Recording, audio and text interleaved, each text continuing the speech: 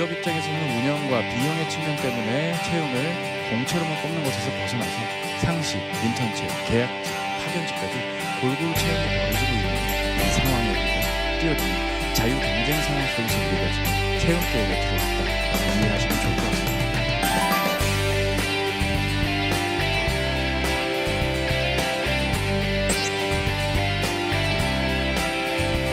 기본적인 자기소개 영향별로 내 이야기하면 최소 700자 전후로 운영총을 해가지고 세팅을 해놓으시고 다른 입사진은 이번 겨울방학 면접할 때 가보시는 것까지 얘기하신다면 상반기 공채 중심으로의 수업이 조금은 덜 부담될 거라고 생각합니다.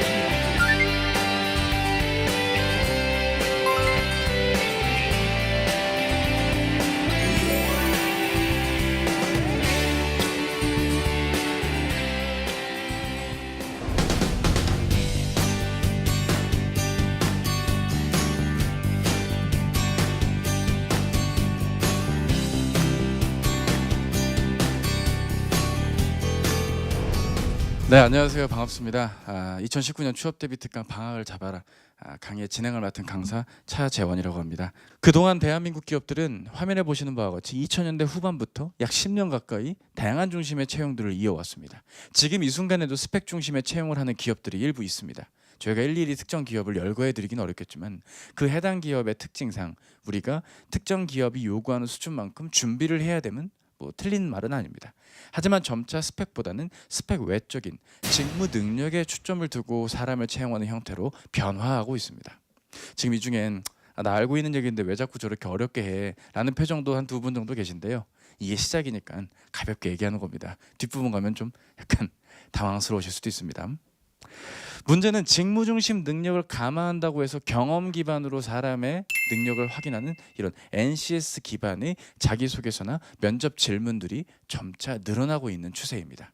이건 공기업이나 공공기관뿐만 아니라 금융권 그리고 일반 사기업의 서류 전형 그리고 1차 실무 면접 때에도 왕왕 나오고 있는데요. 각각의 문제들을 익히 알고 있는 분도 계시고 오늘 처음 오신 분들도 계실 텐데 이따가 기회가 된다면 같이 문제를 나눠보면서 이야기를 나눠봤으면 좋겠습니다. 어찌됐건 기존의 스펙 중심의 채용은 일부 유지가 되고 있으면서 점차 직무 중심의 채용으로서 구직자 입장에서는 준비해야 될 게 하나가 아니라 2배, 4배, 8배로 이어지고 있는 현실, 이것을 확인해야 될 필요가 있겠습니다. 올 하반기 공채 트렌드를 좀 보겠습니다. 아니 이제 와서 트렌드를 왜 봅니까? 라고 말씀하신다면 제가 한 20분 뒤에 앞으로 있을 19년도 상반기의 공채 트렌드를 같이 볼 것이기 때문에 그렇습니다. 이거는 일맥상통하는 부분이 분명 존재하고요. 하나씩 살펴보도록 하죠. 일단 조금 아까 얘기 드렸지만 상시 채용이 증가한다는 내용이 나와 있습니다. 예, 맞아요. 이제는 관심이 있는 지원자, 적합한 인재가 되기 위한 준비를 한 지원자만 뽑아서 채용을 하겠다라는 기업의 효율적인 인력관리의 운영 측면에서라도 이러한 상시 채용의 비중은 점차 늘어날 것입니다. 현대차 그룹을 중심으로 본격적인 상시 채용이 활발하게 이루어질 것이고 삼성그룹을 제외한다면 이러한 흐름이 길게 봤을 땐 뭐 여러분들이 사회상을 어느 정도 한 시점에서는 공채가 없어질 수도 있는 상황이 곧 도래할지도 모릅니다. 그런 안타까운 일이 벌어지기 전에 빨리 취업을 해야겠죠. 뭐 당연히 내년엔 취업을 하실 겁니다. 아니 뭐 빠르면 올해 안에 취업할 수도 있겠죠. 너무 막말하나요 제가? TO의 빈익빈 부익부. 자, 이게 뭘 의미하는 거냐면 일단 대졸공채로 대기업은 해외 영업 직군 정말 많이 뽑아야 3명, 적으면 1명 혹은 아예 안 뽑는 일들도 벌어지곤 합니다. 근데 우리의 희망은 뭐예요? 해외 영업, 마케팅, 영업도 아니죠. 기획, 그죠? 뭐가 있을까요? 뭐 CRM 뭐 이런 거 있죠. CS 이제 말랑한 단어들이잖아요. 이게 젤리 같은. 뭐 이런 단어들에 해당되는 직무는 내가 원하지, 내 타입이지, 내 스타일, 완전 내 타입이야. 근데 1명 뽑아요. 그게 네가 아닐 확률이 있거든요. 네라고 해서 죄송합니다. 여러분이 아닐 확률이 더 크거든요. 그럼 그 조건에 맞추는 게임으로 가든지 많이 뽑는 쪽으로 넣어야 되는 이런 이중고를 겪게 되는 겁니다. 그 둘 다의 선택이 틀렸다는 게 아닙니다. 다 존중합니다. 예를 들어서 의사결정을 해줘야 되는 저의 직업 특성상 나이대가 어린 분은 과감하게 소신 지원하라고 얘기도 합니다. 한번 지원해보고 부딪혀보자. 한 24세 정도까지. 근데 이제 한 26세 여성분들, 남성으로 치면 29세 남성부터는 현실적인 지원도 조금은 고려해 주실 필요를 말씀을 드립니다. 참고로 지금 말씀드리는 고려의 기준은 대기업을 기준으로 말씀을 드리는 겁니다. 중견기업이나 중소기업은 컨설턴트의 사균이지만 소신 지원을 좀 해주시는 것을 좀 추천을 드립니다. 경력을 통한 이직도 고려하지 못할 세상은 아니기 때문에 일정 부분 그렇다고 말씀을 드리고요. 상대적으로 이러한 TO의 빈익빈 부익부는 주로 반도체, 은행권, 편의점, 공기업만 약 3자릿수의 채용이 있습니다. 너무 많은 거 아니야? 왜 이렇게 세상 매서워요? 짜요? 아니 내가 지원하겠다는데 왜 나를 안 뽑아주는데? 아 뭐야? 이런 식으로 접근을 하시면 조금 곤란한 게임의 룰에 들어오셨습니다. 이게 지금 토익이나 토플과 같은 절대평가식의 시험, 물론 상대평가 요소가 있지만 그런 시험의 영역이 아니고요. 상대적인 지원자의 수와 경쟁률, 전형별 특징 등을 고려한 입체적인 게임에 들어오신 이상 본인이 절대적으로 맞춰주셔야 되는 게임에 오셨습니다. TO가 이렇게 3자릿수를 뽑으면 사실 다양한 구성원들의 성향상 내성적인 친구도 뽑힐 수도 있고 그렇지 않은 친구도 뽑힐 확률이 높겠죠. 반도체의 경우는 삼성그룹을 중심으로 SK하이닉스, 삼성전자랑 SK하이닉스가 좀 잦은 채용을 많이 하고 있고요. 반도체 외산 장비 업체나 원익 IPS와 같은 국산 장비 업체들까지 폭넓은 산업이 반도체와 관련해서 사람 채용을 이루어지고 있고 주로 기계과 화공과 친구들 중심으로 채용이 벌어지고 있습니다. 인문계 학생들의 영역인 기술 영역에 이르기까지 이공계 분들이 현재 채용을 좀 참여를 하고 있기 때문에 사실 이 자리에 앉아 계신 이공계 남성분 혹은 여성분이 계시다면 뭐 이런 쪽의 지원은 너무나 당연한 다들 아실 겁니다. 은행권 사실 상반기 때 은행에 채용할 일이 거의 없는데 지난 상반기 때도 기업은행에 채용이 있었던 것으로 저는 기억을 합니다. 그리고 전통적으로 채용 수가 극히 적었던 수협 중앙회 같은 것도 3자릿수의 채용을 이번에 진행을 했었기 때문에 내년 상반기와 하반기에 금융권 지원은 어쩌면 너무나 당연한 일일지도 모르겠습니다. 우리가 제가 어떻게 그 은행 말도 안 돼. 저 자격증도 없단 말이에요. 이런 식으로 접근을 해야 될 롤이 아니고요. 현실적으로 지원을 한다 이전에 일단 이 채용의 단계를 놓고 봤을 때 은행 안에서도 해야 될 일이 정말 다양하거든요. 단순히 창구에서 사람을 상대하는 일뿐만 아니라 기업 금융의 요소일 수도 있고요. 현장에서의 근무를 마치신 이후에 본사에 들어가서 또 다른 차원의 업무를 또 보실 수도 있기 때문에 좀 더 넓은 시각으로 봤을 때 본인이 취업을 한다의 초점 그리고 취업 이후의 스텝을 고려했을 때 금융권 취업, 특히 시중은행권의 취업은 우리가 고려해야 될 대상이 아닐까 싶습니다. 편의점 뭐 포화 상태다 이런 얘기들 저런 얘기들 많지만 편의점만큼 채용이 관대하게 특히 문과생분들 중심으로 많이 뽑는 것 또한 없습니다.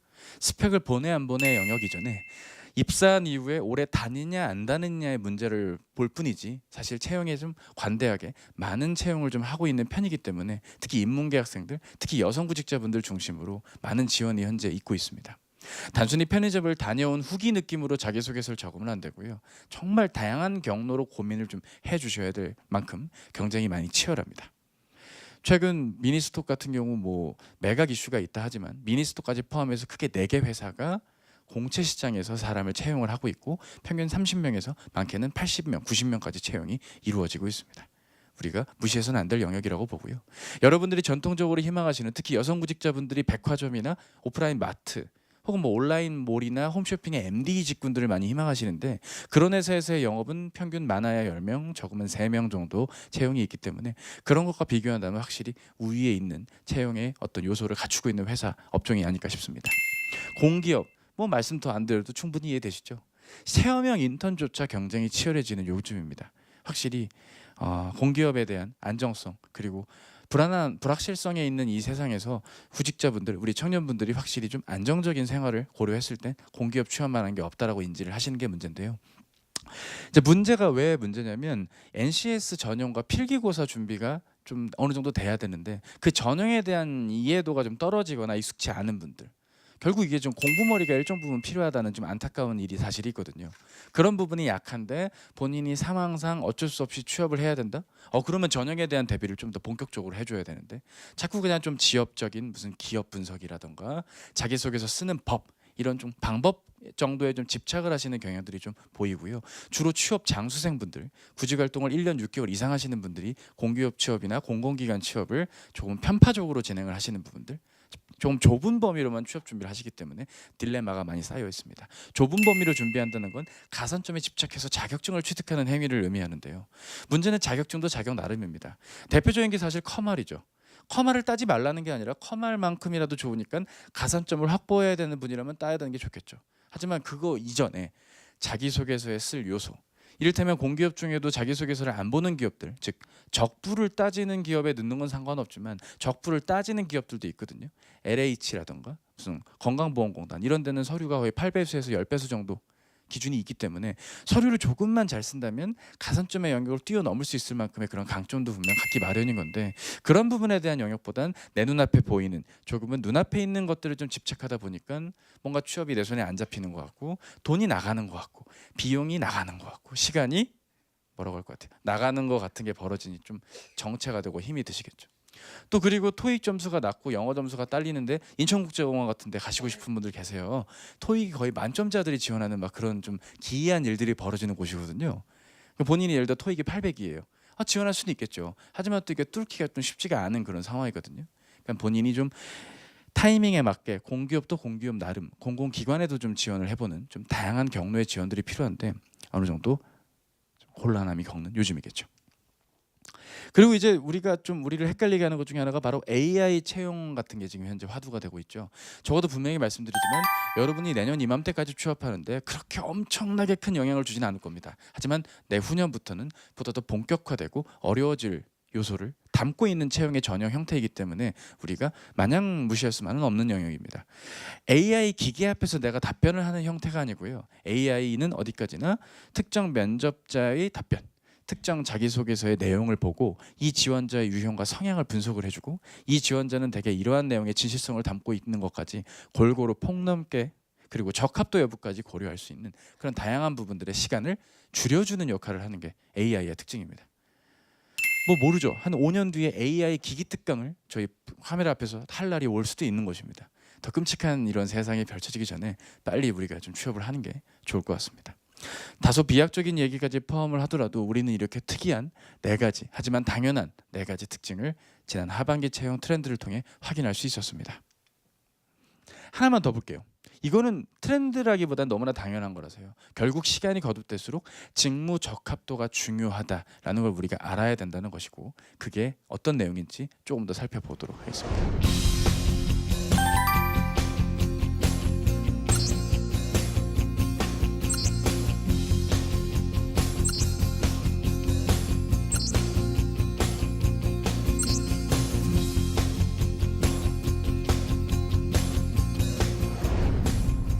근데 이제 이 특강이 다른 곳과의 특강과는 달리 겨울 방학 시즌에 이제 도래하다 보니까 이 시기에 맞는 이야기를 좀 해드려야 될 것 같아서 제가 간이 코너로서 인턴 전형에 대한 이야기를 좀 짧게 드리고 이야기를 이어갈까 합니다.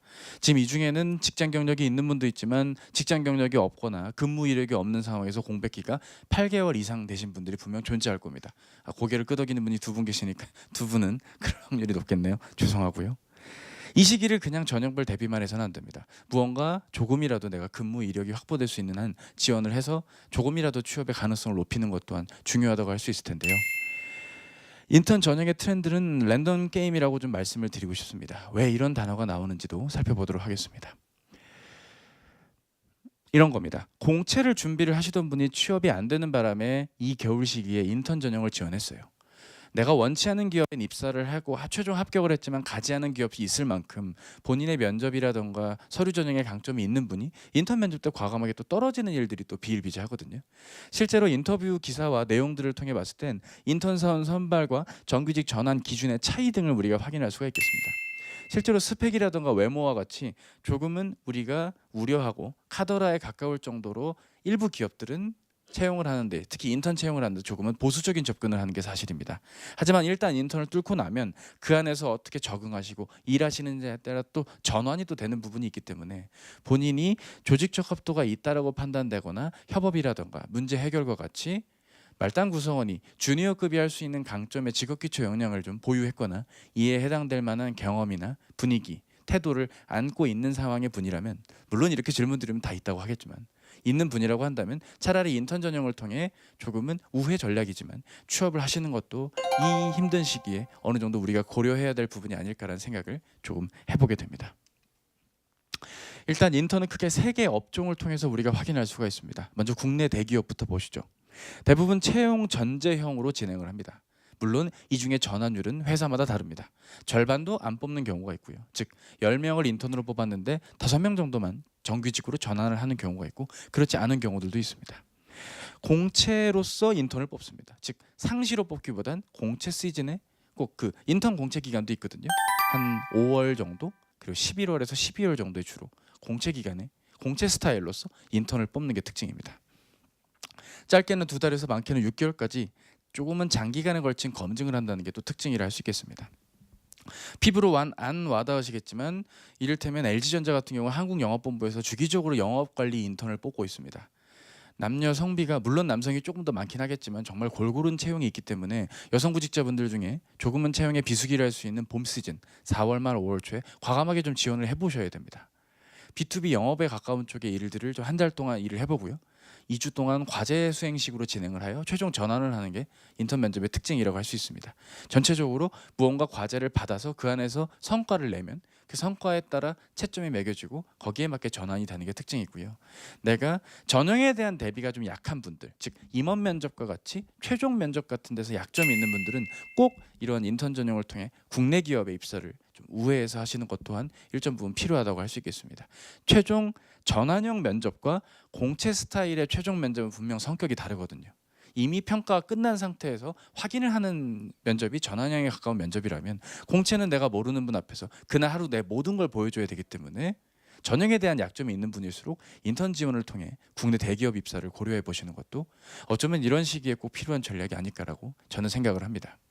사실 제 직업이 취업 컨설턴트라 여러분이 뭐 상시 취업을 하건 공채 취업을 하건 저에게 중요한 건 없습니다. 조금은 이런 표현이 좀 오글거리게 들리실지 모르겠지만 좀 더 살아본 입장에서 조금 더 나이가 몇 살 더 많은 입장에서 형의 느낌, 오빠 느낌으로만 말씀을 드려도 이 취업이 좀 사실 어렵습니다. 멋지게 남들과 똑같은 스텝으로 들어간다면 너무나 이상적이고 좋겠지만 적어도 이 자리를 차지할 정도의 답답함이라면 취업이 안 돼서 답답한 거 아니겠습니까? 나에게 맞는 전형이란 게 없을 수도 있습니다. 지금 이따 살펴볼 문항들이 몇 가지가 있어요. 그러한 문항들에 내가 좀 익숙치가 않고 어색하다. 그럼 빨리 외국계 취업에 지원을 한다거나 다른 어떤 경로를 통해 본인의 커리어를 쌓는 것이 오히려 어쩌면 더 맞을 수도 있거든요. 단순히 직업이 취업 강사니까 이렇게 쓰세요 라고 여러분을 안내해드리는 수준이 아니라요. 본인에게 맞고 틀리는지 전형에 대한 이해도 일정 부분 좀 필요하겠습니다. 머릿속이 점점 복잡해지죠. 점점 내용이 깊어지고 있습니다. 정신 바짝 차리면 오늘 시간이 금방 가거든요. 조금만 집중해 주세요. 공기업을 보겠습니다. 주로 공기업 공공기관은 체험형 인턴이 많습니다. 그러니까 한 달간 맛을 보고 가는 거죠. 이런 체험형 인턴의 특징은 면접 전형에서도 들어지는데요. 체험형 인턴의 면접은 주로 한 번만 진행이 되고요. 팀장급에서 실무진에서 주로 진행을 합니다. 따라서 면접이 어렵지가 않습니다. 조직에 잘 적응하고 적합한 사람인지만을 보는 것이기 때문에 기업의 어떤 공직자 윤리에 가까운 그런 좀 거시적인 이야기보단 내가 일을 잘하고 협업 잘하고 이런 차원의 좀 서글서글하고 긍정 열매, 이런 열매가 뿜뿜 나는 분들을 좀 더 좋아하는 게 특징이죠. 근데 이제 접근이 공채 위주로만 포커스를 맞춰진 분들은 오히려 1차 면접 같은 거는 붙는데 체험형 인턴 면접은 좀 떨어지는 게 특징이라고 또 할 수 있습니다. 이야기가 옆으로 샜지만 어찌됐건 이러한 체험형 인터넷 특징상 한 달 이내에 해당 기관, 해당 기업의 특징을 확인하고 추후에 해당 기업의 공채를 지원할 때 유리하게 지원 동기 한 요소로서 쓰일 수도 있기 때문에 단순히 한 달만 맛보고 끝나는 어떤 경험을 쌓는 측면 그 이상의 영역으로 확대가 되고 있는 비중을 있는 그런 인터넷 특징이라고 할 수 있겠습니다. 마지막으로 외국계 기업입니다. 뭐 결론부터 말씀드리면 오늘 살펴볼 이러한 어떤 전형의 특징, 내용들이 어색하다면 꼭 외국계 기업으로의 입사라도 우리가 꼭 해서 자기네 커리어를 밟아가셨으면 하는 게 솔직한 제 바람입니다. 가르치기가 사실 어려워요. 영문 레주메도 쓸 줄 알아야 되고요. 그 기업의 베이스가 본사가 어디냐에 따라서 또 특정 언어를 좀 잘해야 된다는 이중고도 있으실 겁니다. 하지만 뭐 경험을 묻는 문항, 힘든 일을 딛고 어려움을 극복한 적 있나요? 표정들이 갑자기 또 어두워지네요. 3일 이상 함께하면서 협업을 발휘했던 적 있나요? 남들은 안 된다고 했는데 과감하게 추진해서 이룬 성과 있나요? 식의 질문을 받지 않을 것입니다. 정말 온전한 본인의 이야기를 담는 면접 질문, 자기소개서의 자유 양식을 통해 조금은 편안하게 본인을 이야기해야 되는 그런 영역의 특징, 전형의 특징이 있는 게 외국계의 특징이고요. 그것조차 거부감이 느끼시다면 인턴 전형을 통해서라도 일정 부분 본인이 외국계 기업에서 한번 근무해 보시는 것도 개인적으로는 좀 추천을 드리고 싶습니다. 기간은 뭐 다 근무하기 나름이더라고요. 실제로 제가 맡았던 학생은 글로벌 화학 제품 회사였는데 한 달짜리 인턴이지만 일을 잘하는 바람에 4개월까지 일을 했고요. 뭐 경쟁업체, 유관업체 지원을 하는 데 있어서 이 회사의 인턴 이력이 큰 도움이 되었다라고 저에게 얘기를 해준 바 있습니다. 그러니까 우리가 단순히 그 업체를 꼭 들어가야만 하는 인턴이라기보단 동종 업계, 필드에 있는 특정 기업에 입사하는 데에도 도움을 줄 수 있다. 뭐 이렇게 이해하시면 좋을 것 같습니다. 전반부는 정보를 안내해 드리는 게 오늘 재특강의 특징입니다. 조금은 알고 있는 내용이 있을 수도 있지만 내가 조금이라도 제대로 고민을 하고 이 취업에 뛰어들었나를 스스로 한번 자문자답 해보시는 시간 가지셨으면 좋겠습니다. 어찌됐건 국내에서 소위 인턴 채용을 하는 기업들은 어떤 특징이 있는지를 한번 살펴봤습니다. 뭐 공고가 화면에 나와 있지만 뭐 화면이 잘 보이지 않더라도 우리가 일반적으로 채용 포털이라던가 외국계 기업 같은 경우는 피플앤잡 이런 사이트들이 있습니다. 해당 웹사이트를 통해서 공고가 나오고요. 공고를 보고 본인이 지원하기보단 본인이 이번 기회에 국문이나 영문 레주메를 한번 작성을 좀 해보시고 업로드를 한다면 바로 면접 기회가 잡히거든요. 특히 인적성에 대한 어떤 두려움이 있으신 분들일수록 이런 기업에 대한 지원도 일정 부분 해보신다면 본인이 빠른 취업, 조금 더 덜 불편한 취업이 이루어지지 않을까 싶습니다. 국내 대기업의 인턴들을 몇 가지만 좀 살펴보겠습니다. 첫째로 롯데그룹인데요. 롯데는 스펙테클 채용 그리고 스펙테클 인턴 채용 등을 통해 스펙타파 형태의 채용이 현재까지 이루어지고 있습니다. 스펙타파가 포인트가 아니고요. 인턴도 롯데는 그룹사 채용으로 많은 규모로 진행을 하고 있기 때문에 공채에서 떨어졌다고 해서 낙심하시기보단 인턴 지원까지 한번 고려해 보시는 게 좋을 것 같고요. 현대카드 같은 경우는 사실 카드 수수료 문제 때문에 사실 채용이 거의 좀 소극적으로 변하고 있지만 원래대로면 사실 채용이 연에 한 번은 인턴 채용으로 진행을 했어야 했습니다. 평균 한 30명에서 50명 사이로 채용을 진행을 했고요. 아무래도 특정 직군에 대한 직무 이해도가 뛰어난 분을 주로 채용을 했다는 게 특징입니다. 직무 이해도가 뛰어나다는 말은 뭘 의미하는 걸까요? 단순히 영업 관리니까 실적 분석 잘하고 보고서 잘 쓰고 그 의미가 아니고요. 외국직 카드사까지 와서 영업 관리를 해야 되는지, 일반 제조사가 아니고 일반 유통사가 아니고 왜 카드 업계, 금융권에서 왜 하필 카드 업계인지 이 업종과 업계에 대한 분명한 이해를 한 사람을 채용한다는 게 이런 인턴 채용 안에서도 두드러지게 나타나는 특징입니다. 따라서 뒷부분에 살펴보겠지만 본인이 이 업종에 대해서 얼마만큼 이해하고 있는 것까지가 우리가 이제 지원을 고민 있게 깊이 있게 해야 되고요. 그게 인턴 지원에도 필요하겠다는 말씀을 드립니다. 그리고 여성 구직자분들은 잘 모르시겠지만 LS그룹도 다양한 형태로 인턴을 현재 채용을 하고 있습니다. 기회가 닿는다면 공고를 놓치지 마시고 그 다음 공고가 뜰 때 물론 그 전에 취업하는 게 좋지만 아직 취업이 좀 늦어질 수도 있으니 그런 경우에는 한 번쯤은 고려해 보시는 것도 좋을 것 같습니다. SK그룹도 공채 때 신입이랑 인턴을 같이 뽑는 게 특징입니다. 주로 상반기 때 SK텔레콤 같은 경우는 마케팅 직군은 인턴으로 채용을 좀 하는 경우가 있는데요. 아예 공채로 넣어도 되는데 SK텔레콤에서 통신사에서 마케팅을 하고 싶은 친구들이 이제 인턴직까지 노리는 일들까지 벌어지는 요즘입니다. 그만큼 경쟁이 치열하니까 여러분들이 많은 지원을 좀 하고 있을 것이고 그 안에서의 어떤 경쟁도 특징이라 할 수 있겠습니다. 대개 8주 정도, 2달 정도 인턴이 진행되고 TO가 많지는 않다고 합니다. 그 밖에 이제 두산그룹의 일부 계열사 그리고 네이버의 어떤 계열 회사인 라인이라던가 뭐 카카오 이런 곳들은 상대적으로 상시 채용이 활발한 특징입니다. 그리고 신입을 뽑을 때는 신입 공채보다는 신입 수시 혹은 인턴으로 먼저 3개월 정도 일을 시켜본 다음에 정규직으로의 전환 물론 한두 명만 뽑기 때문에 대부분은 전환이 됩니다. 근데 주로 이제 IT 직군이라던가 뭐 이런 컴퓨터 공학도 분들 아니면 뭐 일부 데이터를 다뤄야 되는 툴을 다룰 줄 아는 분들 정도의 어떤 채용이 있을 것이고요. 대부분 좀 우리가 익숙한 단어들 영업이나 마케팅 이런 기획 회계 이런 쪽 극히 드물게 채용이 지금 이루어지고 있습니다. 또 이 시기에 많이 뽑는 게 회계법인들이라던가 특정 법률사무소 혹은 이런 법률과 관련된 어떤 뭐 집단들 이런 곳에서 간헐적인 경영 관리성 혹은 재무회계성 채용들이 비일비재하게 있는데 의외로 사람들이 잘 모릅니다. 그리고 연봉이 뭐 3,600밖에 안 되기 때문에 내가 가능하냐 뭐 이렇게 좀 복맨 소리를 하시는 분들이 있는데요. 지금 평생 직장의 시대가 또 분명 아닙니다. 그리고 개인적으로는 이런 걸 특정 기업이 들으시면 기분 나쁘게 들으실지 모르겠지만 우리 구직자 편에서 놓고 봤을 땐 내가 전형에 대한 어떤 맛을 좀 봐야 됩니다. 그냥 나 공채 때 되면 면접 잘 보겠지라고 스터디원들끼리 웃으면서 취업 준비를 하시면 안 되고요. 실제로 면접장까지 한번 가보시고 내가 면접 가면 이런 질문을 받는구나 라는 걸 좀 느껴보셔야 되기 때문에 지금 이 시기에 지원을 안 하는 것은 사실 말이 되지 않습니다. 이게 촬영되는 시점이긴 하지만 이 영상을 언제 어떻게 보실지 모르겠지만 본인이 이 영상을 보는 그 시점에 그 주 금요일 날까지 마감인 공고의 회사를 한 번쯤은 검색해 보시고 지원을 조금이라도 해보시는 빠른 입사 지원이 우리에게 필요한 시기가 아닐까 싶습니다. 공기업 공공기관 같은 경우는 이제 잡알리오 이런 어떤 웹사이트들이 있습니다. 해당 웹사이트를 통해서 충분히 지원이 가능합니다. 문항들이 어렵지도 않고요. 대부분이 자유양식이거나 지원 동기성에 그치는 기본적인 문항들로 이루어져 있기 때문에 내가 지금 공백기가 길다, 조금이라도 좀 이 공백을 메워야 되는 상황이라 한다면 적극적으로 공기업이나 공공기관 취업까지 인턴이라도 좋으니 체험형이라도 좋으니까 지원을 하셔야 되는 게 특징입니다. 그 밖에 여러 이런 공고들의 내용들을 봤을 땐 공기업 지원에 있어서의 특징은 단순한 모집 공고뿐만 아니라 직무 기술서가 충분히 기재가 되어 있고요. 해당 직무업을 원하는지를 정확하게 기재를 하고 있습니다. 따라서 서류 전형에서 작성이 막연하게 나 이 기관이 좋아요, 너네 기업이 최고야, 막 이런 식으로만 작성하기보단 이 직무에 내가 적합할 수밖에 없는 이유의 경험과 근거, 혹은 내가 검색한 내용의 이 기관의 특징을 나만의 표현으로 좀 적어 내려가는 그런 부분에 어떤 아주 단출하지만 분명한 작성만 있다면 충분히 인턴 지원과 함께 채용에 있어서 조금은 한 스텝 더 나아갈 수 있기 때문에 우리가 고민을 해볼 필요가 있겠습니다. 외국계 같은 경우도 상시로 진행을 하고 있고요.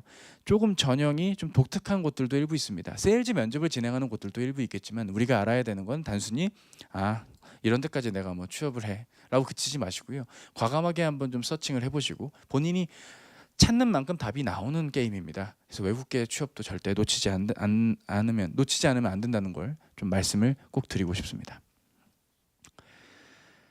근데 이제 이런 게 있습니다. 인턴십 프로그램도 프로그램 나름이라고 일부 기업들의 경우는 우리가 이게 지금 인턴이고 채용을 한다는 전제로 한다고 사람을 모집했지만 채용에 관련된 일이보다는 허드렛 일이나 자료 검색 정도의 좀 대충 좀 작은 단위의 일을 시키는 바람에 본인이 인턴을 했지만 딱히 내가 인턴 때 할 일이 없다라고 좀 아쉬워하시는 분들도 일부 계시거든요. 인턴 물론 그 특정 기업의 특징을 제가 뭐라고 하는 건 아니겠지만 그런 경우는 본인이 일을 좀 찾아간다거나 본인이 속한 팀의 업무 내용을 좀 확인할 수 있는 그런 작업을 인턴 기간 동안 좀 쌓으셔야 된다는 게 본인의 결국 종단의 취업에서 도움이 될 거란 말씀을 드리고요. 어찌됐건 그냥 이력 한 줄에 필요한 거 넣으란 얘기 아닌가요? 라고 삐딱하게 말씀을 드린다기보다는 뭐 그런 의미도 일부 있겠지만 그런 보수적인 접근도 있지만 어찌되었건 내가 과연 기업체 구성원으로서 일을 잘 할 수 있다는 걸 스스로 확인할 수 있는 차원의 취지니까 너무 염세적이나 비관적으로만 접근 안 하셨으면 좋겠다는 말씀도 드리고 싶습니다. 그건 있어요.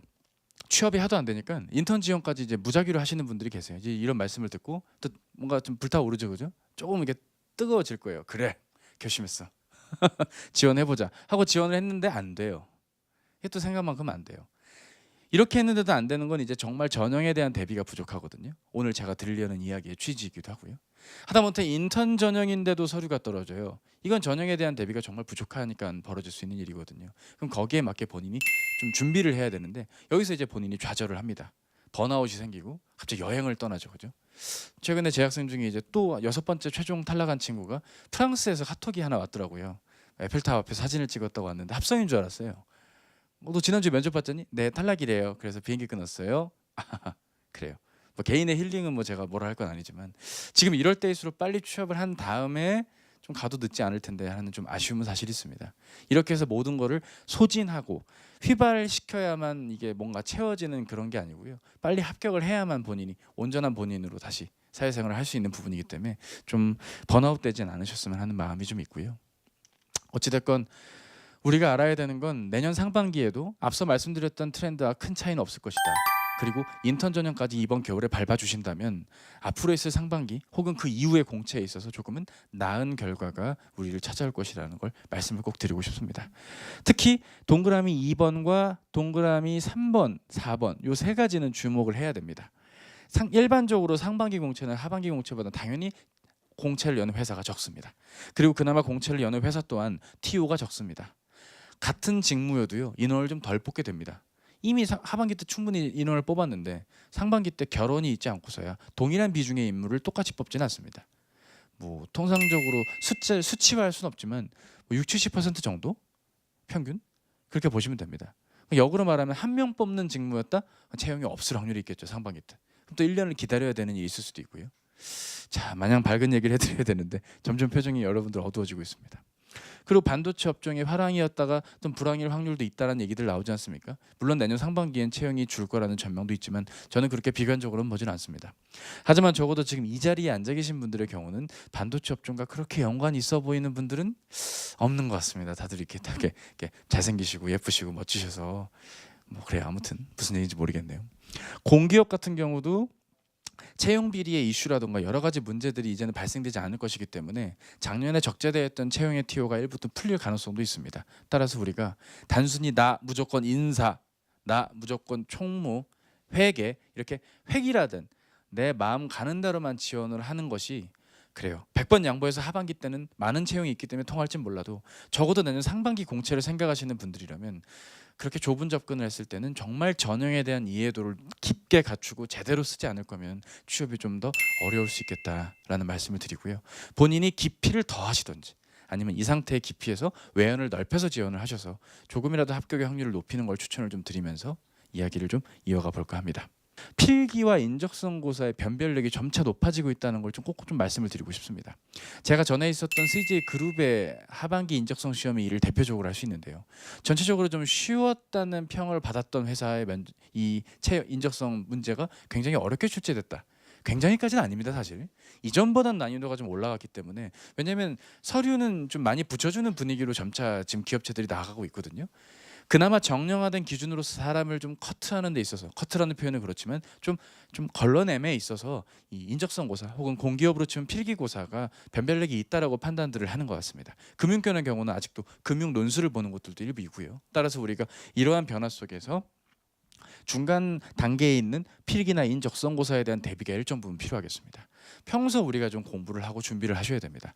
지금 내가 인적성 시험 문제집을 일주일에 풀고 있다. 한 번이라도 손 한번 들어볼까요? 있으세요? 아, 없군요. 자, 이렇게 계시면 현실입니다. 일단 풀 기분이 아니죠. 풀고 싶지 않잖아요. 죄송한데 내 맘 같지 않은 하루하루 아닌가요 지금?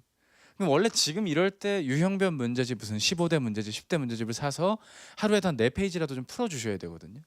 문제풀이의 감을 유지를 해주셔야 되는 겁니다. 적성의 경우는 그렇습니다. 특정 대기업이 아니라면 우리나라에 적성고사를 파는 문제집 회사가 많지 않거든요. 그 출제 회사가 많지가 않기 때문에 문제가 좀 겹치는 경우들도 왕왕 있어요. 따라서 우리가 기본적인 사칙연산이라던가 수리적 감각을 이해하는 문제들은 좀 주기적인 문제풀이가 좀 일정 부분 필요하겠고요. 모의고사 형태로 문제를 좀 꾸준히 푸시는 것도 좀 추천을 드리고 싶습니다. 내가 일단 인적성이 처음이신 분들은 주말에 시간을 90분 정도 잡고요. 한 챕터를 좀 미니 모의고사 형태로 풀어보세요. 재고 쌓인 거 많거든요. 서점 가면. 문제를 한번 풀어보시고 전체 문제 푼 거에서 4분의 3 이하로 내가 풀었다. 문제가 있는 거고요. 문제가 있다기보다는 좀 아쉬운 상황인 거고요. 그나마 푼 4분의 3에서 약 5분의 4 정도 좀 5분의 4도 못 맞았다. 뭐 5분의 한 2, 3 이렇게 맞았다. 이제 공부를 해야 되는 겁니다. 근데 본인이 얼추 뭐 한 80% 이상 풀었고 그나마 80%푼 거에서도 90% 이상 맞았다. 그럼 이제 본인이 인적성 머리가 있는 거니까 이제 모의고사 형태 중심으로 문제를 꾸준히 긴 시간 동안 쉬지 않고 푸는데 좀 익숙해지시는 게 지금부터 필요하겠습니다. 물론 이 특강이 전체 대중을 위한 특강이다 보니까 일반화된 이야기를 드리는 게 맞습니다. 하지만 사람마다 특히 취업에 있어서는요. 사람마다 약점이 다 제각각이거든요. 지금 이 중에는 다른 전형은 다 뚫었는데 면접이 약해서 오신 분일 수도 있어요. 면접 이야기를 하게 된다면 좀 말씀을 드리겠지만 본인의 어떤 내용보다는 내용의 외적인 좀 어두운 표정, 앉아있는 이 모습이 아닌 답답함, 암기한 듯한 느낌 이런 것들이 본인의 탈락을 불러일으키는 걸 수도 있기 때문에 좀 그런 내 약점이 뭔지를 좀 빨리 파악하는 게 이번 기간 때 필요하거든요. 근데 통상적으로 이 필기나 인적성 고사에 대한 변별력에 취약성을 가지고 있는 구직자분들이 생각보다 많더라고요. 특히 이 전형이 거듭될수록 이런 게 좀 많다 보니까 높아지는 변별력만큼이나 우리가 미리 대비하는 게 일정 부분 필요하겠습니다. 문제집 같은 경우는 삼성 G서트 문제집을 좀 추천을 합니다. 아무래도 인적성이 가장 기본 정도의 난이도고요. 이것조차 어렵다고 한다면 인적성 공부를 좀 본격적으로 좀 해주셔야 되는 게 특징이고요. 삼성 취업은 뗄래야 뗄 수가 없는 부분이기 때문에 우리가 뭐 삼성 취업을 고려해서라도 꼭 한번 좀 대비를 하시고 이번 겨울을 잘 준비하셨으면 좋겠습니다. 또 반도체 업종, 공기업, AI 채용 뭐 이런 여러 가지 것들이 있지만 결국 상시에 해당되는 부분도 무시를 못하기 때문에요. 우리가 이번 기회에 아주 나만의 포뮬라를 좀 갖추셔서요. 기본적인 자기소개서 문항별로 내 이야기거리를 최소 700자 전후로 해서 문항 최소 3가지는 꼭 세팅을 해놓으시고 빠른 입사 지원을 통해 이번 겨울방학 기간 동안 면접까지 좀 가보시는 것까지 대비하신다면 상반기 공채 중심으로의 취업이 조금은 덜 부담이 되실 거라고 저는 생각을 합니다. 부디 남은 기간 동안 이런 트렌드에 맞게 변화되는 시장 속에서 잘 취업하실 수 있는 여러분이 되셨으면 좋겠습니다. 감사합니다.